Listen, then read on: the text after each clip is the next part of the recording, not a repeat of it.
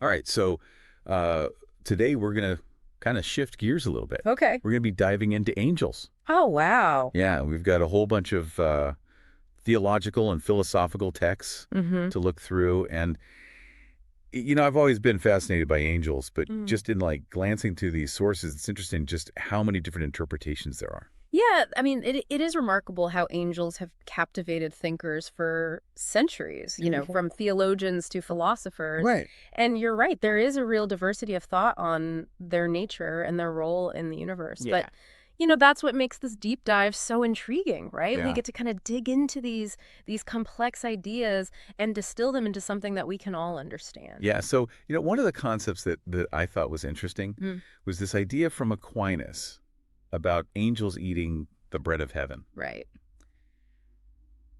That sounds pretty metaphorical to me. Yeah. What's the deeper meaning there? Well, Aquinas was a master of using symbolism, and he was drawing on a passage from Psalms about the Israelites wandering in the desert.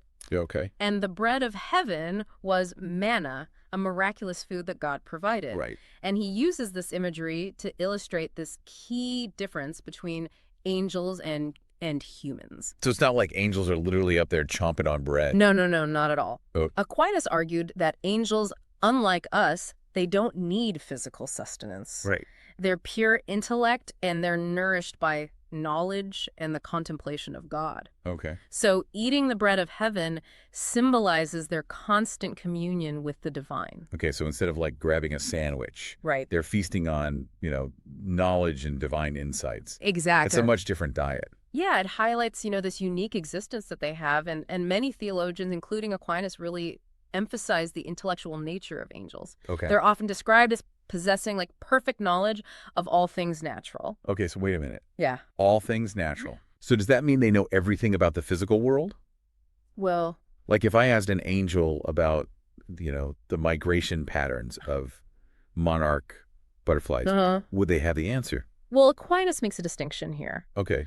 While angels do have this inherent understanding of the natural world, their knowledge of something that's called the mysteries of grace, Okay. so things that are related to God's divine plan, is limited. Oh. Even angels require divine revelation for that. So even with their vast intellect, there are still things that they can't just grasp on their own. Yeah, it's humbling Yeah. in a way. That is humbling. Yeah. So why would angels even need revelation? I mean, Yeah. it seems like they'd be smart enough to just figure things out. Well, remember, even with perfect knowledge of the natural world, they are still finite beings. Right. They can't fully grasp the infinite nature of God. Right. Revelation is God's way of communicating these truths that transcend our understanding, whether you're human or angelic. Okay, so I'm starting to see the bigger picture here. Yeah. But this raises another question for me. Okay. If angels can't fully understand God, what's their purpose then? What role do they play in this grand scheme of things? Well, many sources depict angels as messengers and intermediaries between God and humanity. Okay. Think about Gabriel appearing to Mary, announcing the birth of Jesus. Right. That's a classic example of an angel acting as a divine messenger. So they're kind of like celestial diplomats, bridging the gap between the divine and human realms. You could say that, Okay. but their role goes beyond just delivering messages. Okay. They're often described as protectors as well, Okay. guiding and guarding us in ways that we may not even perceive. Like guardian angels watching over us. Yeah. I always like that idea. Yeah, it is a comforting thought. Yeah. Some theologians even suggest that angels can influence events in the natural world, Oh, wow. subtly guiding things to fulfill God's plan. So we've got angels as messengers, protectors, and maybe even cosmic influencers. It's a complex concept. It is a pretty impressive resume. Yeah. But where do they come from? Yeah. Did God create them? And if so, when? Now you're delving into one of the great theological debates. Okay. The prevailing view, and the one supported by Scripture, is that God did create angels. Okay. But the specifics of when and how this happened Right. have sparked centuries of discussion. Okay. I'm ready to go down this rabbit hole. All right. What are some of the different theories about angelic creation? Well, Augustine, for example, believed that angels were created simultaneously with the material world right at the very beginning. Okay. But Aquinas always the meticulous thinker, argued for a distinct act of creation, separate from the creation of the physical universe. So Aquinas thought that angels existed before the universe as we know it. Precisely. Wow. And it comes down to how they interpret the biblical account of creation. Okay. Aquinas pointed to the phrase, "let there be light," arguing that this specifically referred to the creation of angels who are often associated with light and illumination. That's a fascinating interpretation. Yeah. So we've got this debate about when they were created. Mm-hmm. But I'm kind of curious about what they're actually like. Right. Do these texts offer any insights into, their form, Right. their personality, their essence? Well, while we can't know their exact form, some sources do offer glimpses into their nature. Okay. Aquinas, for example, describes angels as possessing both intellect and will, just like humans. Okay. But their intellect is perfect, free from error, and the need for, laborious reasoning. Right. They grasp truth directly. So it's like they have instant access to knowledge without having to go through this whole process of learning and deduction that we do as humans. Right. That's pretty amazing. Yeah. But if they have this perfect knowledge, does that mean that they lack free will? That's a common misconception. Aquinas actually argues that their perfect knowledge enhances their free will. Okay. Because they understand the consequences of their choices so fully, their decisions are even more deliberate and meaningful. Wow, that's fascinating. Yeah. So it's not like they're robots programmed to do good. No. They're making genuine choices Right. based on their understanding of what's right. Absolutely. But hold on. We know that some angels rebelled against God. Right. How does that fit into this idea of perfect knowledge and this enhanced free will? Ah, yes, the fallen angels. Yeah. This is where things get really complex. Yeah. Theologians have wrestled with this for centuries, trying to reconcile this idea of angelic perfection with the reality of their rebellion. Well, they don't call them fallen for nothing. Right, exactly. So what are some of the explanations then for how these angels with their perfect knowledge could make such a choice? Well, the prevailing view is that angels, despite their perfection, still had the capacity to choose evil. Some speculate that their rebellion stemmed from pride, perhaps a desire to usurp God's authority, but the exact nature of their fall remains shrouded in mystery. So even with perfect knowledge, pride and ambition can lead to a downfall. It seems that way. It's a cautionary tale for us humans, isn't it? Yeah, it is. Thinking about all this, the intellectual nature of angels, their role as messengers and protectors, the debate about their creation, and even this mystery of the fallen angels. I'm sensing a theme here. Yeah. It seems like there's a lot of emphasis on knowledge and understanding. You're picking up on a really crucial aspect of angelic existence. Okay. Many theologians believe that angels are driven by this constant desire for knowledge, seeking to understand God and his creation more fully. So they're like eternal students. Yeah. Constantly seeking deeper insights and expanding their knowledge. That's an interesting way to put it. Yeah. They're perpetually learning, contemplating, and striving for this deeper understanding. And this pursuit of knowledge is seen as an essential part of their service to God. This is fascinating. Yeah. We've covered so much ground already, but I feel like we're just getting started. I know, right? There's still so much to explore about these enigmatic beings. Absolutely. Yeah, there's always more to uncover when it comes to angels. Yeah. It's like peeling back layers of a cosmic onion, with each layer revealing new insights and complexities. Speaking of layers, one thing that's been bugging me is this, we've talked a lot about the intellectual side of angels, right? Their perfect knowledge and all that. Yeah. But what about their emotions? Yeah. I mean, do they experience feelings like we do? Okay. Or is it all just pure intellect? Yeah. No heart? That's a question that has puzzled theologians for ages. Yeah. Some, like Augustine, argued that angels, being pure spirits, don't experience emotions in the way that we do. Sure. They saw emotions as being tied to our physical bodies, which angels lack. So they're basically emotionless. That seems a bit stem, don't you think? Well, Aquinas offered a different perspective. Okay. He believed that while angels aren't subject to the same bodily passions that we are, right, they do possess a higher form of emotion. A higher form of emotion? Yeah. What does that even mean? That sounds a bit paradoxical. Think of it this way. Our human emotions are often driven by instinct, Okay. sensory input, and bodily reactions. Okay. We feel happy because something good happens to us. Right. Sad because we experience loss. Right. But Aquinas argued that angels, being pure intellect, experience emotions as a direct response to their understanding of truth and goodness.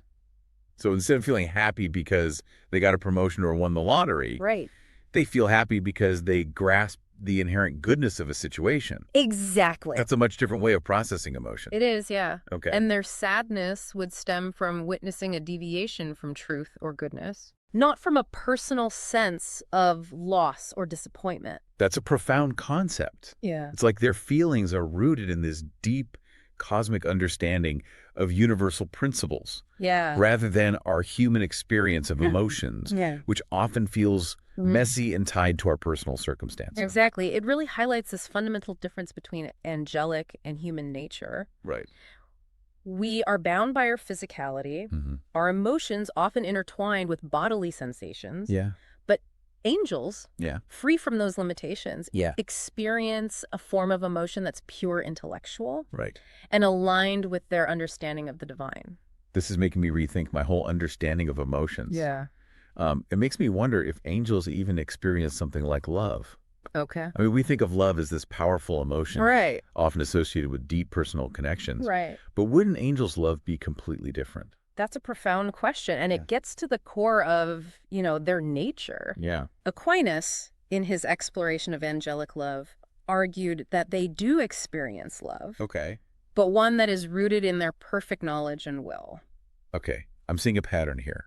It seems like everything with angels circles back to knowledge and will. Yeah. It's like those are the pillars of their existence. You're absolutely right. Okay. Aquinas believed that angels, because of their perfect understanding of God's goodness, naturally love him with a perfect and unwavering love. Okay. And this love guides their will, motivating them to serve and obey God in all things. So it's not just like a fleeting feeling. Right. It's a love that's both intellectual and volitional. Exactly. A driving force behind their actions and their very being. Precisely. Okay. And Aquinas goes even further, suggesting that angels also experience love for each other. Oh, okay. But again, this love is distinct from our human understanding. Yeah. It's not based on personal affection or emotional bonds, Right. but rather on a shared understanding of truth and a common purpose in serving God. So instead of bonding over shared hobbies or experiences like we do, Right. they connect on this deeper intellectual level. Yeah. United by their pursuit of truth and their devotion to the divine. Yeah. That's a pretty powerful bond. It is, and this raises another question. Okay. How do they interact? Yeah. Do they even communicate with each other? Right. And if so, what would that be like? Now that you mention it, if their love isn't based on personal affection, Right. how do they even relate to each other? Right. It seems like they'd be these isolated beings, each off in their own world of perfect knowledge. Well, Aquinas, drawing on both scripture and philosophical reasoning, believed that angels do communicate with each other, Okay. but in a way that transcends our human experience of language. Okay, now we're getting into some seriously mind-blowing territory. know. Are we talking telepathy? Mm-hmm. Mental downloads? Yeah. What would angelic communication even look like? It's hard to grasp with our human minds. Yeah. But Aquinas believed their communication is purely intellectual. Yeah. Imagine a realm where thoughts and ideas flow effortlessly between minds, unhindered by the limitations of words or physical senses. That's incredible. Yeah. It's like they're all linked up to some kind of cosmic internet sharing knowledge and insights instantaneously. It's a beautiful image. It is. Yeah. But if they can communicate so easily with each other, why do they need to act as messengers for God? Oh, that's a good point. Couldn't they just mentally transmit whatever message needs to be delivered? You've hit on a really crucial distinction. Okay. Aquinas believed that angelic communication with humans is necessarily different because of our limitations. Right. We humans are stuck with our clunky physical body Exactly. in our limited senses. Yeah. We need things spelled out for us. Yeah. Often.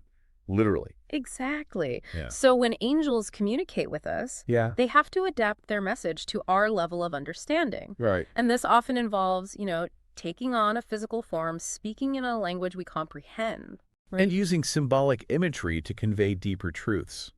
So it's like they have to dumb things down for us. A little bit, yeah. A bit like explaining quantum physics to a toddler. Right. But in all seriousness, it makes sense. It does. If an angel just beamed a complex message directly into my mind, Yeah. it would probably short-circuit my brain. Exactly. So the very act of angelic communication with humans Yeah. is a testament to God's love and mercy. Mm-hmm. This willingness to bridge the gap between our finite understanding and the infinite realm of the divine.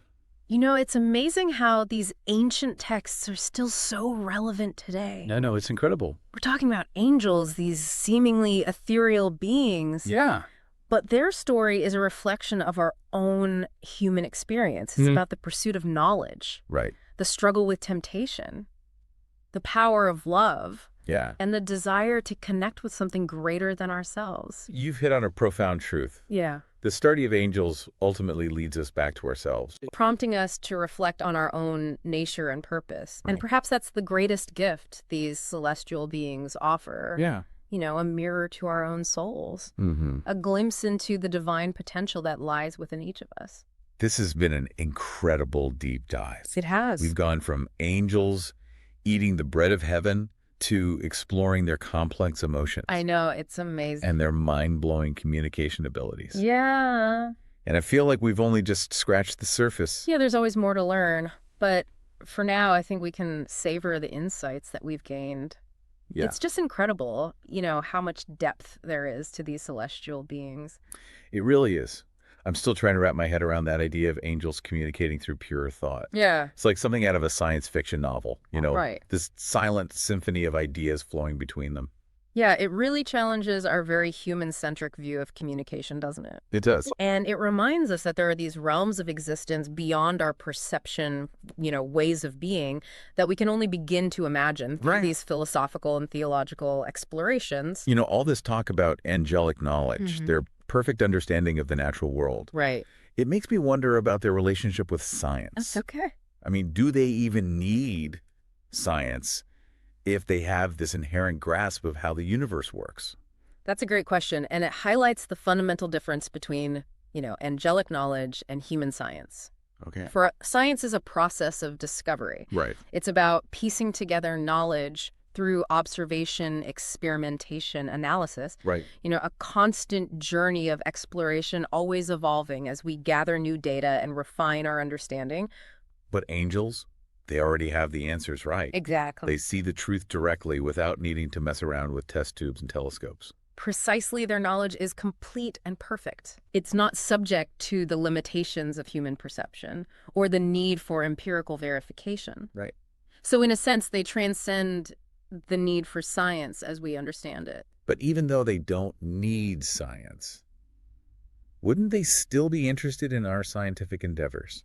That's an interesting thought. I mean, wouldn't they see it as a reflection of our own desire to understand the universe? Possibly. Even if our methods are, well, a bit more rudimentary than theirs. It's certainly a possibility. Yeah. Perhaps they observe our scientific progress with a mixture of amusement and encouragement. Okay. Amused at our fumbling attempts to grasp truths that they already possess, Right. but also encouraged by our relentless pursuit of knowledge, our drive to unravel the mysteries of the cosmos. Maybe they even subtly guide our scientific discoveries. Could be. You know, nudging us in the right direction when we're on the verge of a breakthrough. It's possible. Okay, I admit that's venturing into a bit of speculation. Yeah. But it's a fun thought. We are venturing into speculative territory. But that's part of what makes this deep dive so captivating, right? It allows us to kind of push the boundaries of our understanding to consider possibilities that might seem, you know, outlandish at first glance. Yeah, you're right. Yeah, Sometimes the most interesting questions are the ones that we can't definitively answer. absolutely. But hey, speaking of questions, this whole deep dive has been mind-bending. It has. We have explored so much from angels eating the bread of heaven to their complex emotions, the unique form of communication, and now even their potential relationship with science. Yeah, it's amazing how much ground we've covered. It really is. Yeah. And I think it's a testament to the enduring fascination with angels. Yeah, absolutely. You know, they continue to capture our imaginations, prompting us to ask these profound questions about the nature of intelligence, consciousness, and our place in the universe. And that's what makes this deep dive so valuable. It's not just about learning facts about angels. It's about expanding our own understanding of ourselves and the world around us. You've hit the nail on the head. The study of angels, Yeah. while fascinating in its own right, ultimately leads us back to ourselves. Yeah.